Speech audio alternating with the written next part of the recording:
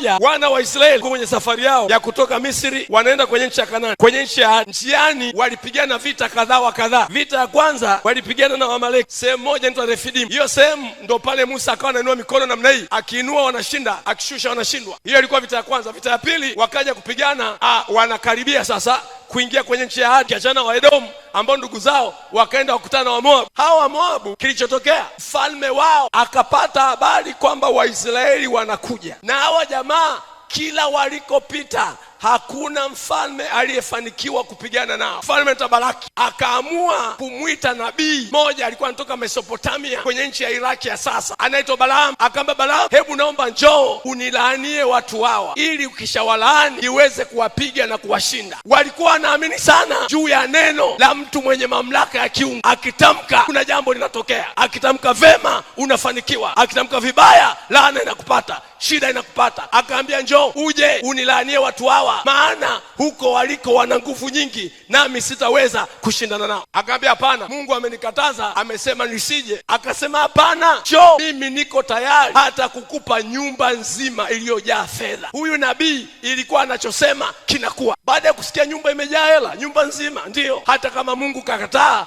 mimi nitakuja, huyu Mungu nitajuana naye. Hata ungeambiwa nyumba imejaa hela ungekataa. Sasa sikiliza, amepanda punda wake, anataka kuondoka. Kila akimpiga anamwamuru aondoke, hataki. Anapiga, anaamuru aondoke, hataki. Kaambia wewe, mimi nimeahidiwa hela huko nyumba nzima, wewe hutaki kutoka hapa, ningekuwa na kisu ningekuchinja. Punda akaongea akasema, bwana, hii haijawahi kutokea miaka yote, mimi nakutii. Leo kuna jambo hapa sio la kawaida limetokea, ndio maana siondoki. Akasema hilo jambo sio la kulijali mbele ya hela. Wewe huwezi kuahidiwa hela imejaa nyumba nzima, kuna jambo hapa. Jambo gani? Twende. Akasema sikiliza, kuna malaika yuko hapo mbele, ameshika upanga, nikitoka tu hapa anakuua. Akasema hapana, mimi bora nife ila hela nikachukue.